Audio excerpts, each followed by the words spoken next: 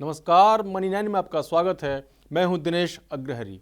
आज मनी ज्ञान में मैं आपको बताऊंगा कि शेयर निवेशकों को किसी कंपनी के प्रदर्शन को आंकने के लिए रेशियो एनालिसिस क्यों करना चाहिए और 4 प्रमुख रेशियो कौन से हैं। रेशियो एनालिसिस किसी कंपनी के प्रदर्शन, उसकी नकदी की हालत, रेवेन्यू और मुनाफा कमाने की क्षमता आदि का पता लगाने का प्रमुख फाइनेंशियल टूल होता है। 4 प्रमुख रेशियो होते हैं: liquidity ratio, solvency ratio, profitability ratio और इफिशियंसी रेशियो।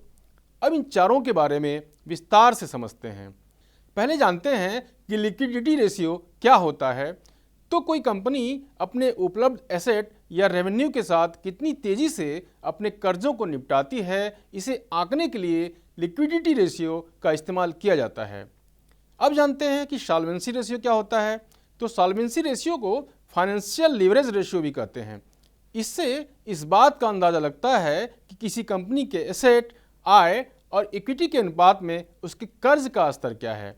इससे यह भी पता चलता है कि कोई कंपनी अपने सभी कर्जों और ब्याज का नियमित भुगतान करते हुए कब तक अपना कामकाज चलाती रह सकती है। इसी तरह प्रॉफिटेबिलिटी रेशियो यह मापने का एक महत्वपूर्ण तरीका है कि किसी कारोबार का प्रदर्शन और उसकी पूरी कार्यक्षमता कैसी है। इसके लिए कई अन्य रेशियो या आंकड़े देखे जाते हैं।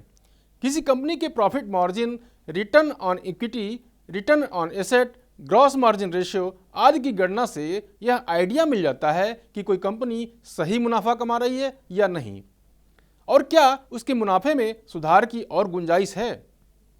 रिटर्न ऑन कैपिटल एम्प्लॉयड यानी ROCE भी कंपनी की प्रॉफिटेबिलिटी का पता लगाने का एक अच्छा रेशियो है। इससे यह पता चलता है कि ज़्यादा रेवेन्यू हासिल करने के लिए कोई कंपनी अपने पैसे का कितनी खूबी से इस्तेमाल कर पाती है। किसी कारोबार की कामकाजी सक्षमता को मापने और सुधार करने के लिए कंपनियां इफिशियंसी रेशियोज को देखती हैं। इन्वेंट्री टर्नओवर और टर्नओवर रेशियो ऐसे 2 अहम इफिशियंसी रेशियोज हैं। इन रेशियो के विश्लेषण से कंपनियां उन क्षेत्रों की पहचान कर अपनी लागत में कटौती कर सकती हैं, बिक्री बढ़ा सकती हैं और मुनाफे में सुधार कर सकती हैं।